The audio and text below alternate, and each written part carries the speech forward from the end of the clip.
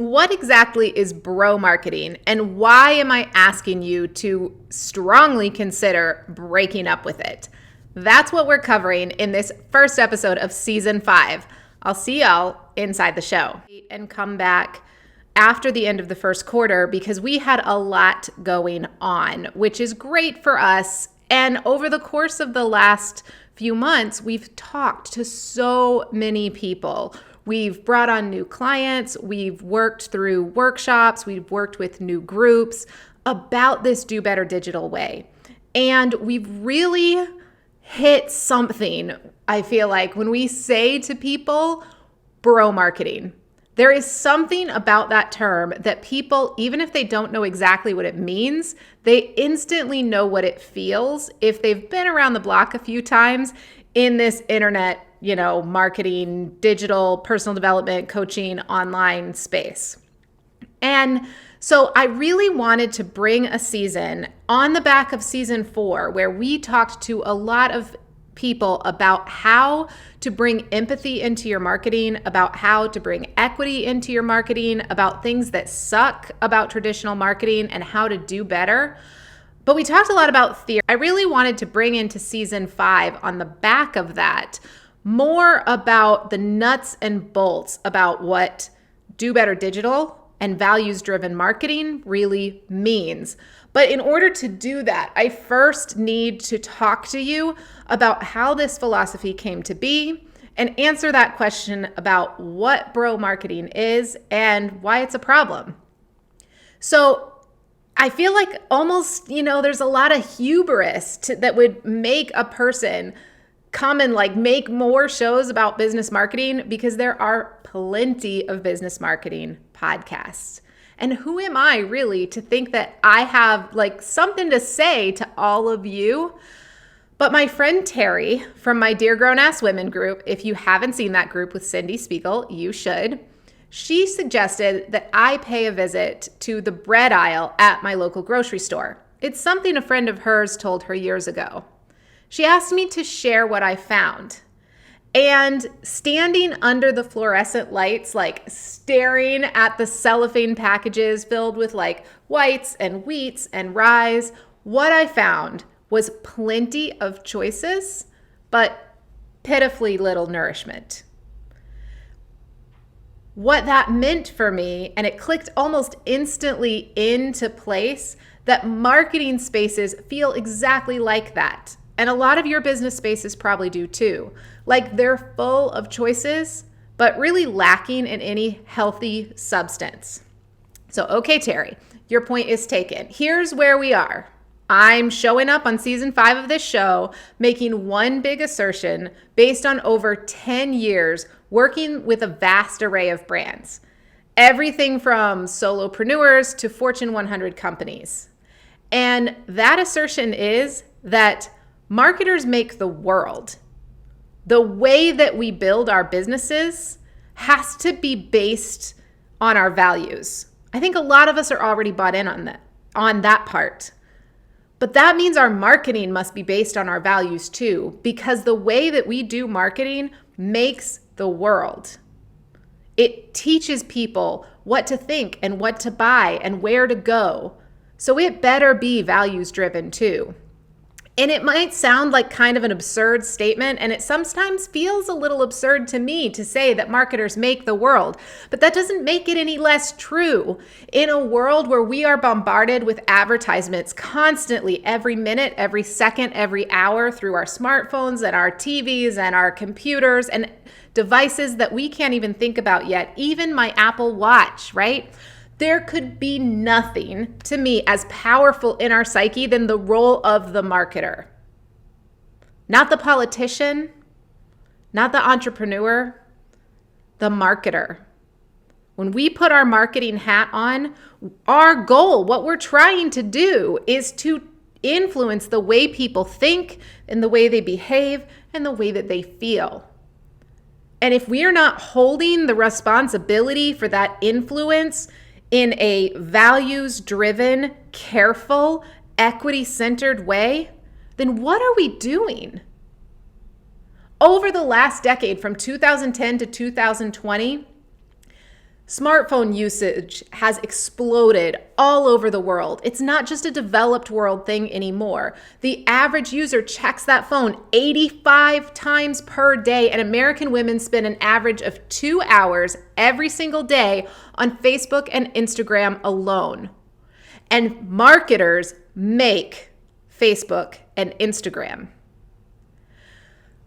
Most smartphone users search for support with Google or Siri at least 5 times a day, and marketers make the search results.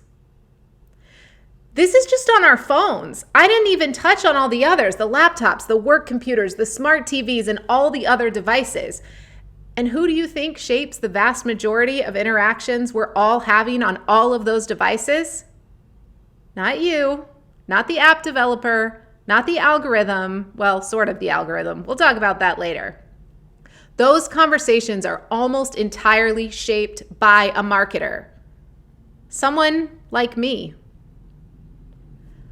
She may call herself lots of things, from like a political advisor to an ad specialist to an office manager in a small company, but all marketers are essentially in one category, which is concerned with attracting, nurturing, and retaining as much of your attention, your dollars, and your behavior as possible for as long as possible.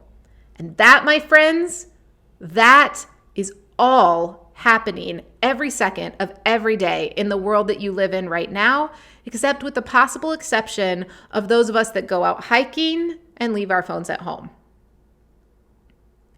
Marketers make the world. But as my least favorite marketer, okay, not my least favorite, but one of my least favorite marketers said years ago, Gary Vee, we also ruin everything.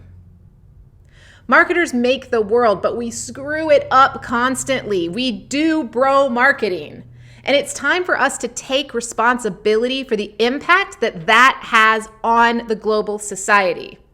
It's time for us to take responsibility for the impact of what that does to our customers. It's time for us to take responsibility for the impact of what that does to our families, to our friends, to our children.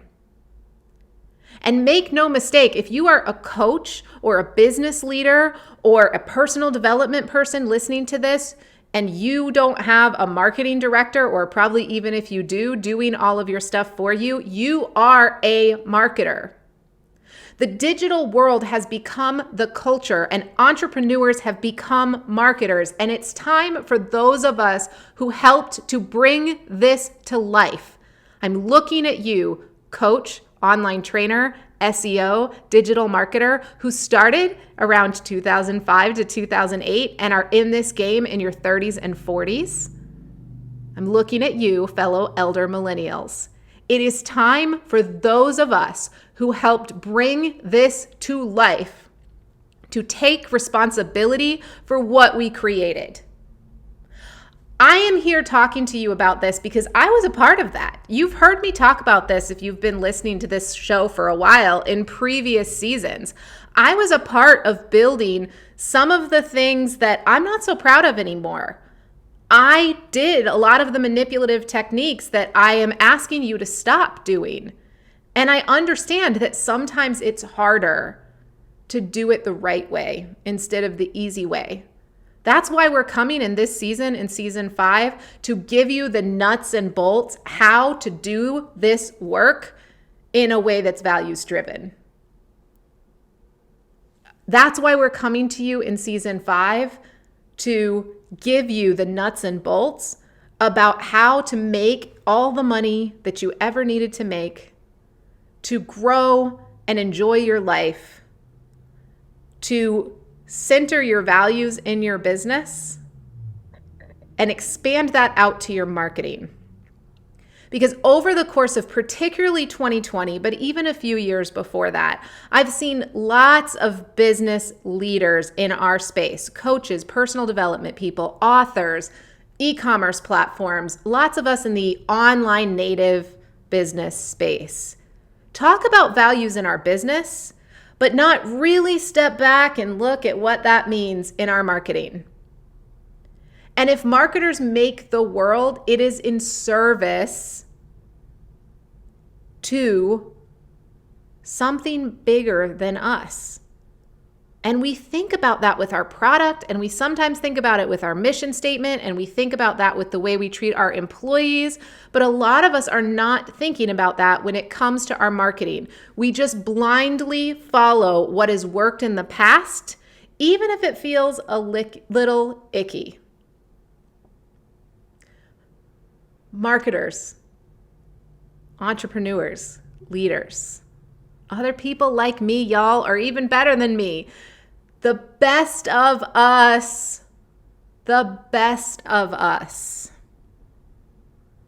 can do better. We have the ability to do better, every single one of us. I know what you're thinking.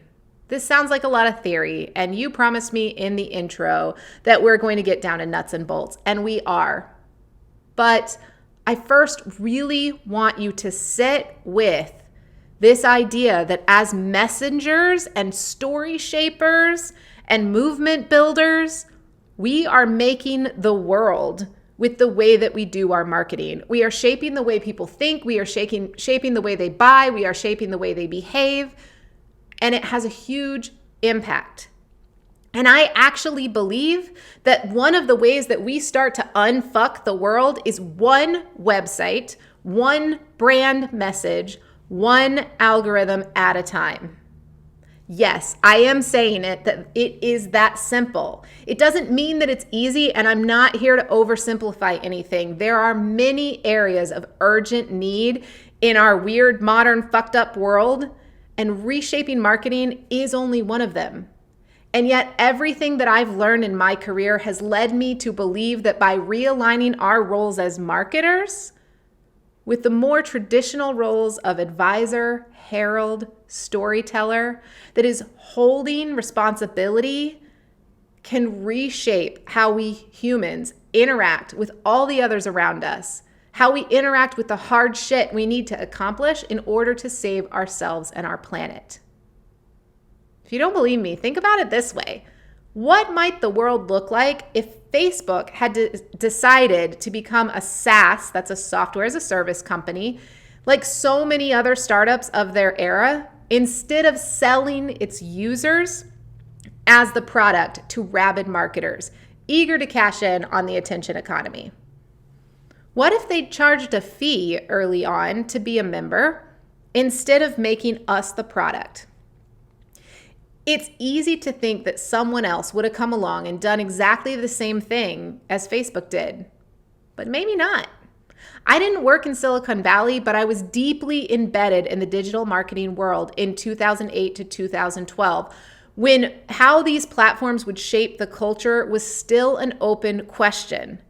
I was a marketer standing on the digital street corner, urging small and micro companies to pay attention to Facebook before Facebook was a thing. Facebook's values statement says that they are focused on impact, and boy, have they ever had an impact, right? I think we're all pretty much in agreement, no matter our ideology at this point, that they've stayed true to that vision. And unfortunately for most of us, that impact vision has been hugely negative in a myriad of ways. What's happened on hundreds of huge websites and millions of small ones is exactly the same thing that happened at Facebook. It happened all over the world. We all collectively put on our rose-colored glasses somewhere in the mid-1990s, and most of us didn't take them off until 2016. You know, the year that reality TV star that, thank God, is no longer in charge of us anymore, used his Twitter feed in an ill-equipped traditional media world to troll his way into the White House. That was when most of us started waking up to the dangers of algorithmic bias disorder. Yes, I just made that up as far as I know. And yet I say this to you in 2021, 5 years later, and most digital marketers have not changed their practice one bit. We're still A/B testing, algorithm cheating, squeeze page using, psychologically manipulating to make sales as if we never saw the damage of this irresponsible marketing. And you can tell, especially if you're watching me, that this makes me furious. So let me take a deep breath and draw a very thick, visceral red line between the right and the wrong right now. It's one of the few hard rules that I'm going to give you over this season for your marketing practices. Because if we are working toward liberated leadership, truly offering allyship to marginalized folks and committed to building a kinder world, but have not evaluated our own marketing practices through the lens of our values, we are almost certainly causing harm. I need to say that to you again, and I want you to close your eyes and really think about it. Because the first time that I realized this, it really smacked me across the face, y'all. If we are working towards liberated leadership, truly offering allyship to marginalized folks and committed to building a kinder world, but have not evaluated our marketing practices through the lens of our values, we are almost certainly causing harm. Values-driven marketing doesn't happen by accident. Values-driven marketing does not happen by accident. It is a conscious choice to do what is right over what is expedient. Here's the truth. No marketer wants to say to a business desperate for leads and customers and sales that the best marketing, the kind that works over the long term, takes some time. It's not the work of one campaign, a week, or even a few months. The best marketing unfolds, blossoming over a journey of a relationship, sometimes over several years. And maybe we screw this up because there's this big misconception of where the line between marketing and sales is drawn. Sales serves the now. Marketing builds for tomorrow. Yet in 2020, according to the the most influential CMOs report by Forbes, one of the number one trending hashtags among Fortune 500 CMOs was marketing for the now. Thank you very much, Gary Vee. And I get what they were trying to say, except for marketing should have an eye towards building tomorrow. Sales is for the now. When we confuse which lever to pull, we start running into ethics problems because almost all marketing tactics tied to expedience are manipulative. What? Yes, almost all marketing tactics tied to expedience are manipulative. Whew, I said it. That's one of those things that I've been really afraid to say. It's going to get me tarred and feathered by the marketing industry complex, probably for sure. And if you're a marketer or a business leader who feels a little or a lot gross about your marketing, this might be why. Because marketing tied to expedience is manipulative, and we can feel it. Marketing doesn't have to be bad. It doesn't have to be ugly. It doesn't have to be gross when used with an eye toward equity and framed in alignment with our values. We're going to show you how to do that this season. This season, we're going to teach you how to evaluate where you are now and what the gap is between that place and an ideal values-driven strategy. We're going to start where you are and realign your digital strategy and, frankly, your overall marketing strategy with the personal and company values that you hold most dear.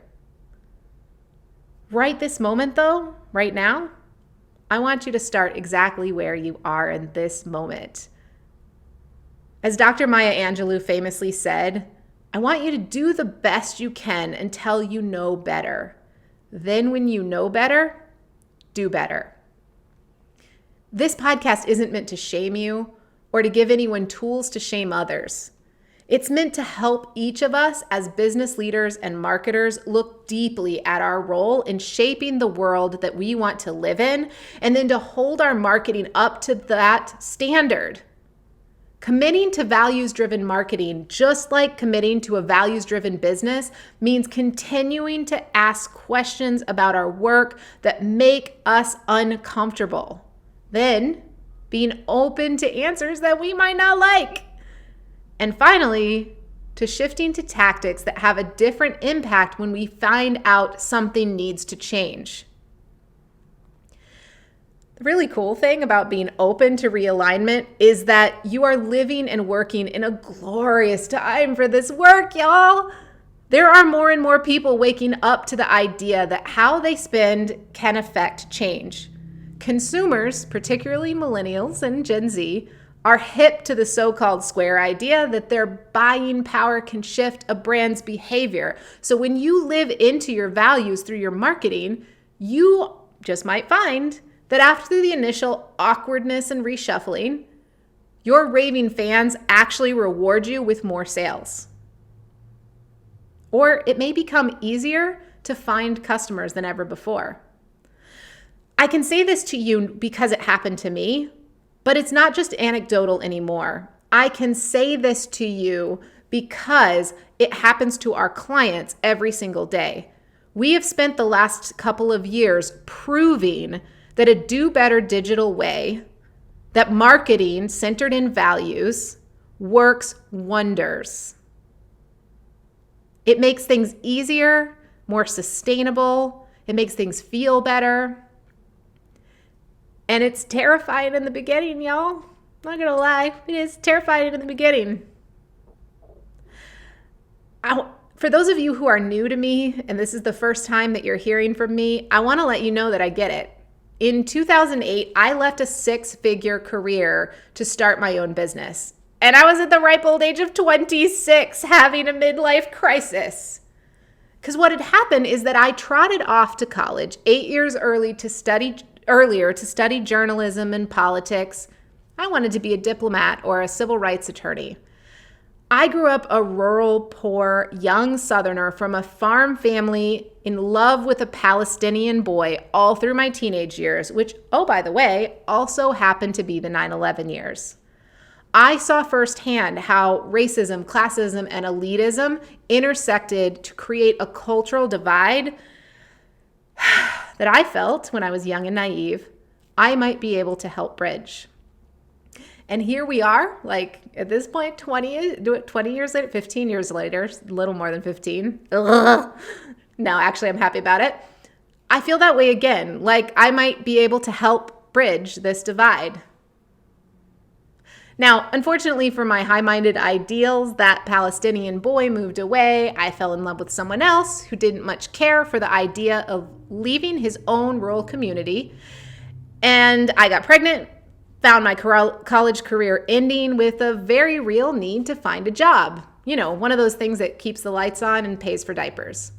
So I ended up passing on law school in favor of a bank job. And if y'all are paying attention to this timeline, you might already know the punchline. In 2007 and 2008, the American financial system imploded on itself due to shady banking practices and shifty real estate markets. And my young, idealistic self had a few front row seats to how this implosion was affecting people every day, particularly micro business owners. From late 2007 through my final day in banking in 2008, I had someone crying at my desk over bank fees, foreclosure notices, line of credit calls, or bankruptcies every single day. And what was I doing? Mostly regurgitating the bank lie of, "It's not our problem. You should have been more responsible. We can't help you." In 2008, y'all, I made over $14,000 in commissions on something the top 10 bank I worked for called fee income retainment. That means I was very good at telling people I couldn't help them when their lives were falling apart, often from a problem entirely made up by bank fees. You know that one about like a $35 transaction every time you overdraft an account? Try that one on 150 times.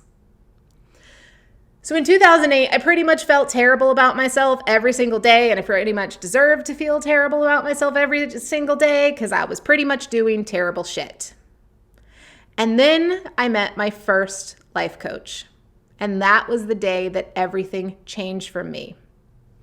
Tracy was a life coach working with others in my small town, not the online Zoom style coaching that most of us are familiar with today. I met her at a local Chamber of Commerce event, and we worked together for a couple of years face to face. We sat in coffee shops and on park benches, and Tracy helped me see how my work as a banker was making me unhappy because it was out of alignment with my values. That's important, but even more powerful was how she helped shepherd me through the early stages of changing that. And as often happens when we finally, after years of having no self-esteem and not having any support, we find someone who gives us some and we want to be them. So I thought I wanted to be a coach. I signed up for an online coaching certification and started my own practice. And by mid-2008, I had a few clients and the idea that maybe I could make a living doing this coaching thing. So I gave my notice at the bank and struck out on my own with these words from my very wise boss. Rena, I don't want to ruin your bright future, but when you realize how hard it is to run your own company in a month or two, come back and I'll find a place for you again. Well, not to be named, I won't say her name, but she was right about how hard it would be. But I never did go back. It took 9 years, 3 variations of my company, 60 different coaching and training programs, and 2 short-term stop-offs working for an e-commerce startup and a marketing agency to figure out how to replicate the income that I was making in banking.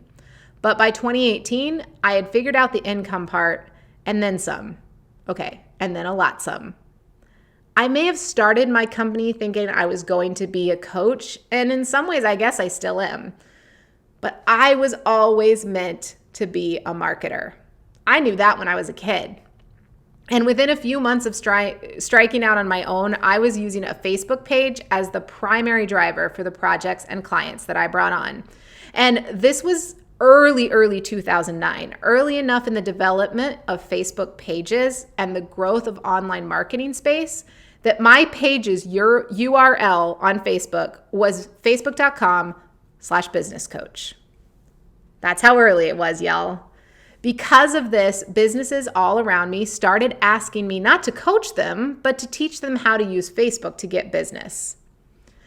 That's the power of early adopter status, and I'm really thankful that I learned it young and dumb when I wasn't aware of all the pitfalls. Between 2009 and 2012, my coaching business evolved into primarily a social media training business, pretty much entirely on accident. I had the pleasure of working with a multinational franchise and running Twitter feeds for big conferences and landed into work with a tiny e-commerce startup that I got to learn how to be an SEO, let's put that the nice way, just as Penguin and Panda were becoming a thing for the Google algorithms. And I was able to help them come back from being cut out almost entirely overnight by the algorithms, and that made my career, as they say, y'all. All the way through every opportunity, I had this overwhelming feeling that I had no idea what I was doing. Okay, scratch that. It wasn't a feeling. I kind of knew I had no idea what I was doing. But neither did anyone else at that time, and I discovered that I had a really uncanny ability to assimilate, synthesize, adapt, and optimize technologies. I also learned how to simplify talking about digital marketing in a way that makes people that are not so confident about technology feel like they can do it. I used to have a lot of guilt about not breaking into the big leads of internet marketing and online coaching alongside the Amy Porterfields and Marie Forleos of the world that did it at that time, because I was right there with them at the start. We were all in the same boat. I didn't know them the way some of my clients now did, but we were all in the same place doing the same thing. And I did know some of the other lions now of online programs. And I had toddlers and other priorities, and I didn't do it the way that they did. I started at the same time as they did. I was in those same spaces, and I wondered for years why I didn't break out then, why I went back into my hidey hole and became the person in the hoodie sweatshirt behind the computer of many, many, many big successful brands and things like that. But I don't feel that guilt anymore. I kind of gave it up a few years ago when I started to understand that it wasn't my time. And the reason I started to understand that it wasn't my time is because something was nagging at me. It kept pulling at my gut, telling me something's not right here, something's not right here, something's not right here. And like we do when we're hanging on to fear, I was waiting for someone else to step up and figure it out and share how to fix the mess us marketers were making, or to be the voice of reason in a digital space completely detached from its so-called authenticity. I kept waiting for someone with a bigger audience or more letters behind her name or prettier or skinnier than me or what the fuck ever to stand up and say, "Enough already. Let's stop ruining things." Instead, I struggled longer than I maybe should have to come to this moment where I guess it's going to be me. Who knew? I say all of this instead of giving you only the highlights reel of my career because I want us to walk together on this journey this season. I want you to know that I'm scared too. I want you to know that I struggle every time someone calls me an expert to embrace that status. This journey we're going to go on isn't a prescription, it's a practice. I'm not a marketing doctor, and you don't need fixing anyway. The greatest coaches and teachers walk with you. We're just a step or two ahead. We don't give prescriptions and then leave you to your own devices. And so I'd really love it if, as we go along this journey, you kind of think of me as your values-driven marketing coach. And we can do this together. You can take what works for you. You can leave the rest. I'm good with that.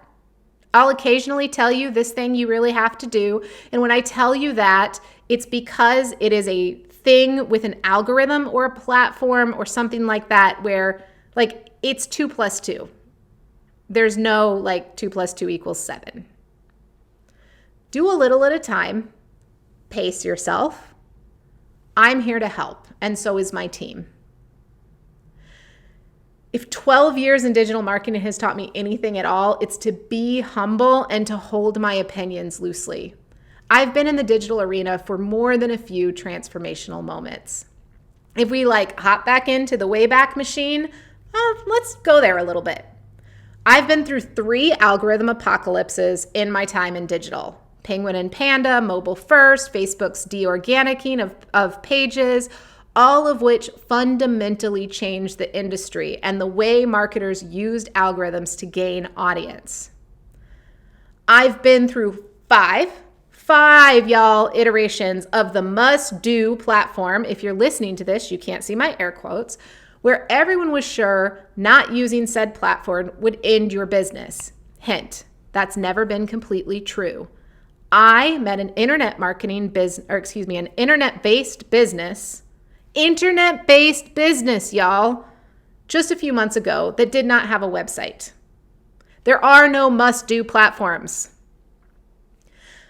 I've been through hundreds of website development projects with brands as small as one person wanting to write and as large as Fortune 100 companies with nearly 1 million product pages.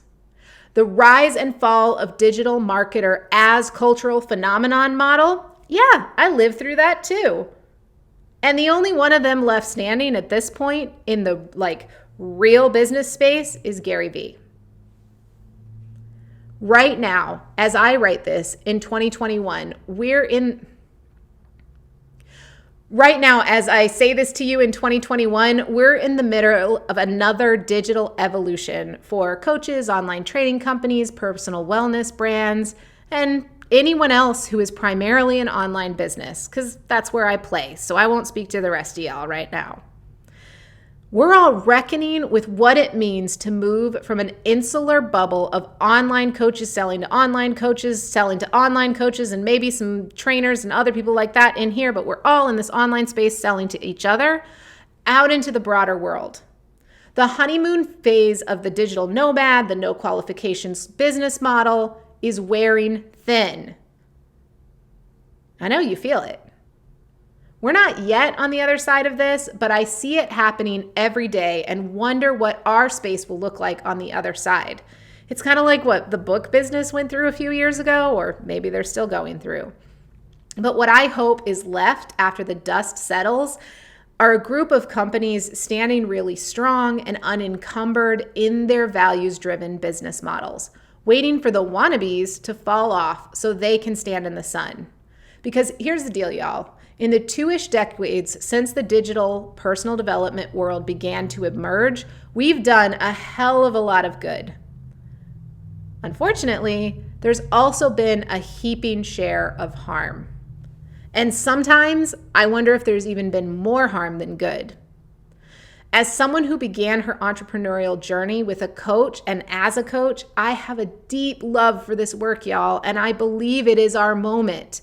But before we can make the world we want to live in, I have some tough news for each of us. Selling transformation is in need of a responsibility reboot. Now, I'm not the one to give you that reboot inside your business, but I am the one who can help give you that reboot in your marketing. But first, we got to know where we are right now, right? So, how do you figure that out? How do you know where you are on your values-driven marketing journey? Well, this episode, we're going to help you find out so that you know where to start in each of the following episodes in this season. So you can skip around from episode to episode if some of them you don't need, or you can do, my preferred method because I'm kind of a systems nut and start from the beginning with me. I know some of us don't always have the ability to start from the very beginning, so start where you are. And if you want to download this little quiz that I'm about to walk you through, you can go to realignyourstrategy.com and there's a worksheet for it. So you can do some journaling and some writing as you go along. Here in the episode, I'm just going to run you through some questions, and if you're driving, like I usually am when I'm listening to podcasts, you can answer them in your head. So if you're unsure of where you are, answer these questions. First, do I have a clear, documented set of values, purpose, and mission for my company? How about purpose, personally? Do we have documented personas? Do we have documented brand guidelines, both visual and voice guidelines?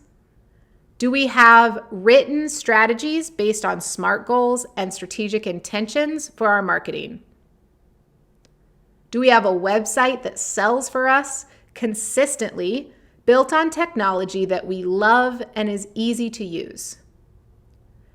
And do we have a deep understanding of how our marketing integrates with the other parts of our business, such as how it impacts sales, cash flow, distribution, and team cohesion?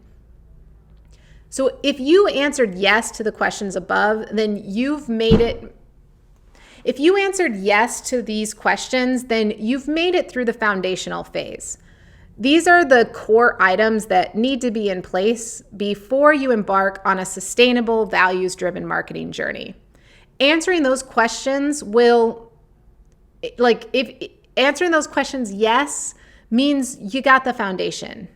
If you answer them no, then you probably need to spend some time in every episode in this season, because these are core foundational pieces of a solid digital marketing strategy.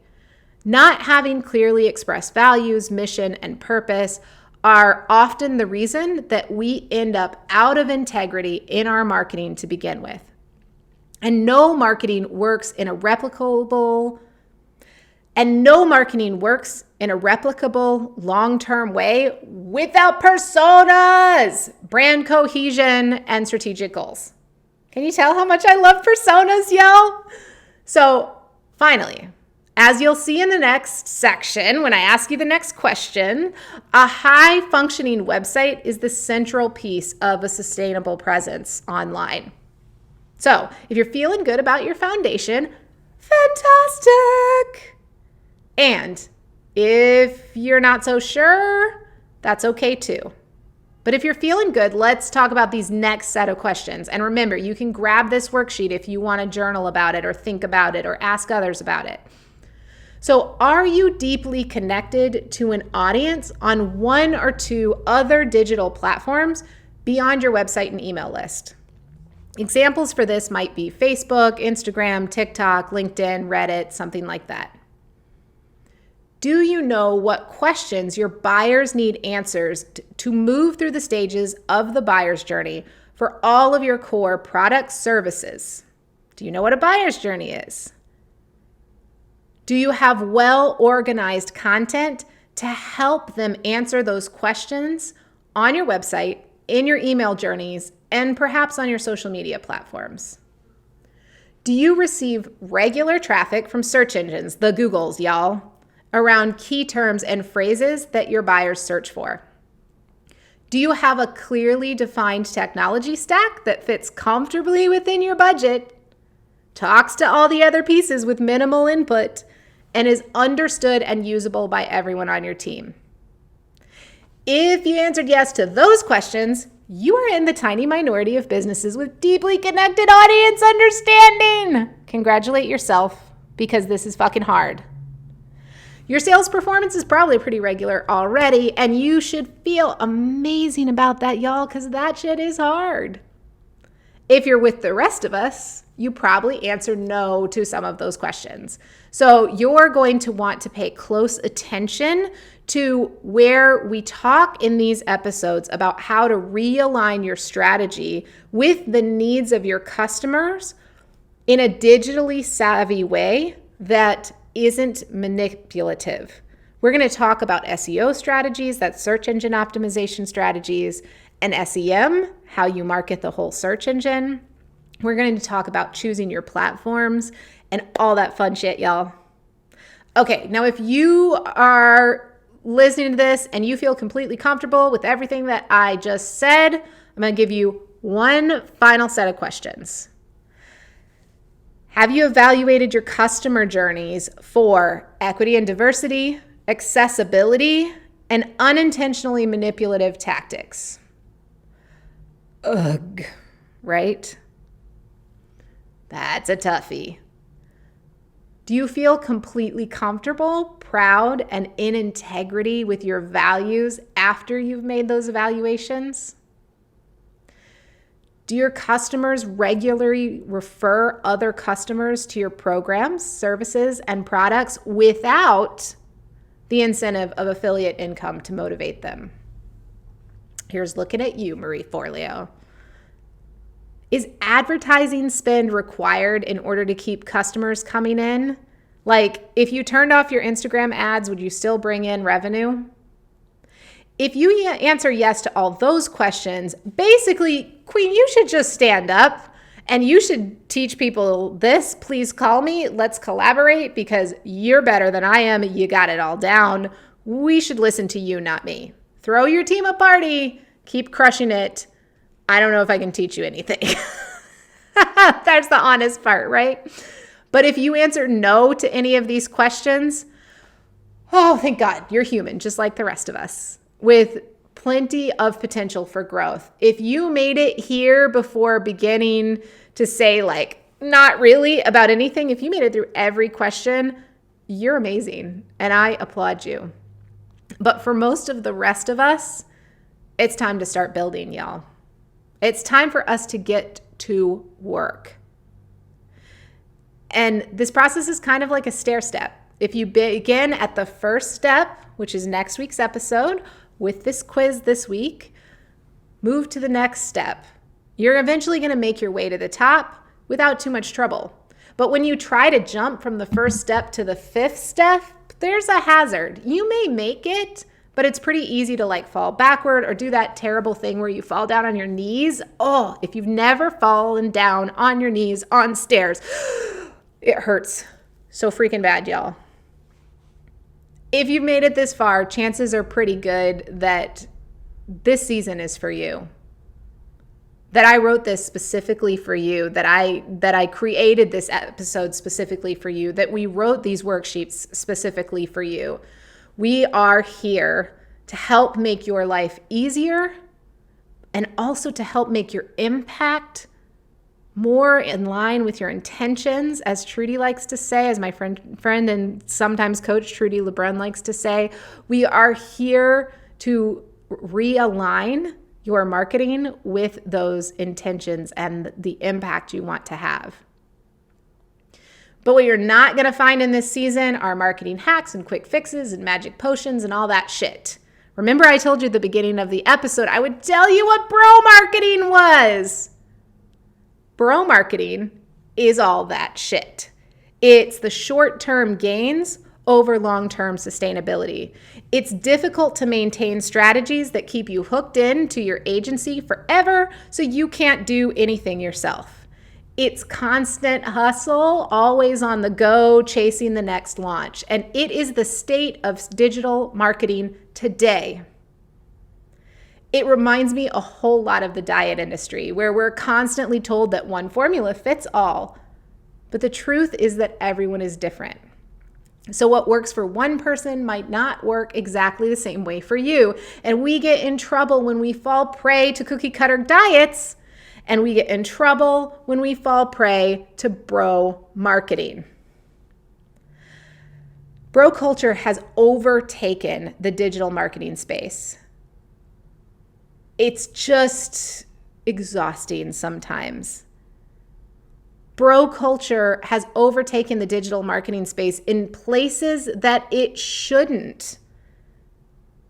It's taken over the digital marketing space with coaches and healers and feminine thought leaders and women's issues or women identifying folks issues, or like it's bro marketing has taken over the internet-based business culture, even when everything about the work that business is doing is more feminine in its nature, is more cyclical, is more rooted in compassion and connection and empathy. And we can break that up, y'all. Like, we can change it together. That's what we're here for right now. So we're here to make a mindset shift from bro marketing to values-driven marketing, and we're going to do it through action.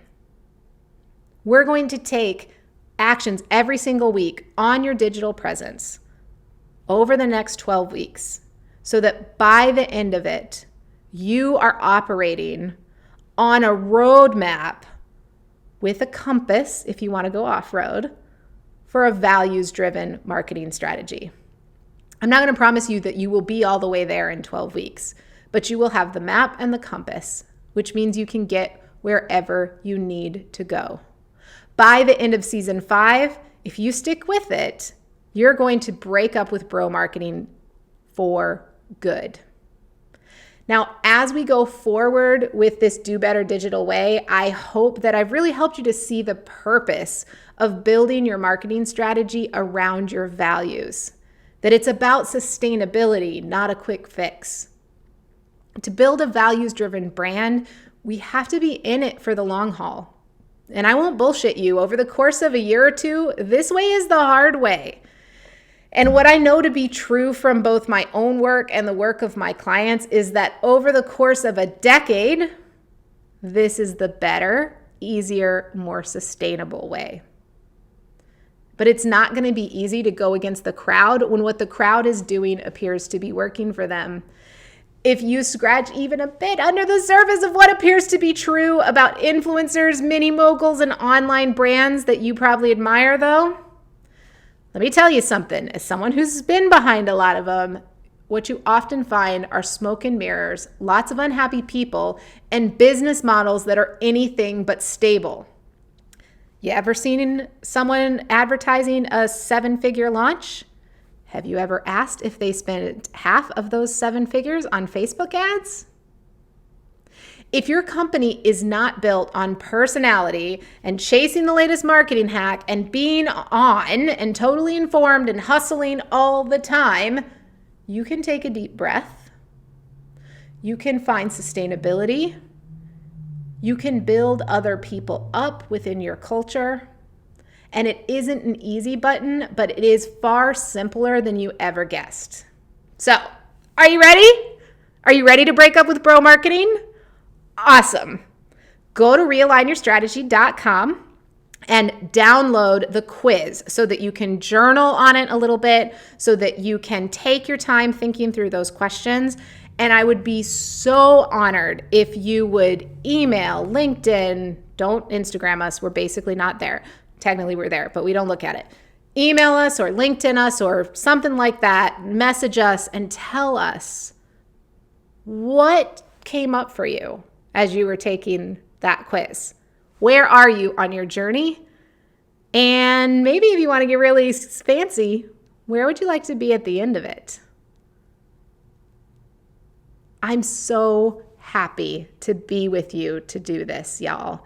And I'm so honored that you're going on this journey with us. And we'll be back next week to talk to you about the Trinity principle. It's the first stop on this journey where we're going to decide what 3 platforms, only 3 platforms you need to give you all the business that you ever needed in a values-driven way. I'll see y'all there.